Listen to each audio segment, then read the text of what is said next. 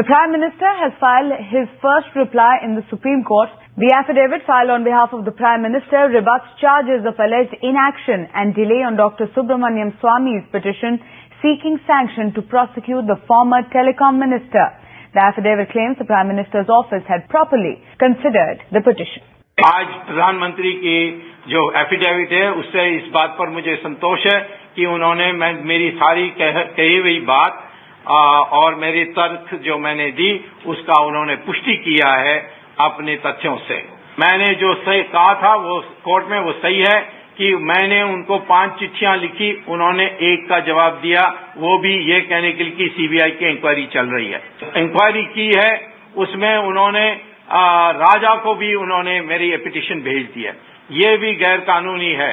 Supreme court के judgement के अनुसार जो आरोपी हैं उनको पिटीशन नहीं भेजना चाहिए। फ्रेश केस फाइल करेंगे? मैं क्यों फाइल करूं? मैं तो सब बात पर जीत रहा हूं।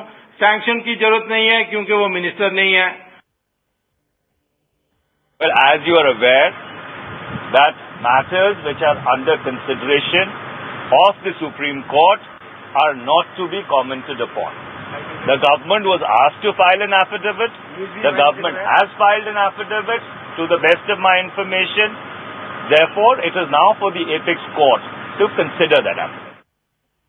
So at around roughly 11:30 a.m. today morning, this affidavit was filed by the government in the Supreme Court. Like you are saying, Dr. Swamy has made certain charges. This particular affidavit that's been filed in the Supreme Court says all letters of Dr. Swamy have been duly considered. It goes on to say that the letter that Dr. Swamy had written in 2008 was given to the Ministry of Law and Justice for an opinion, after which it was also going to the Department of Personnel and Training.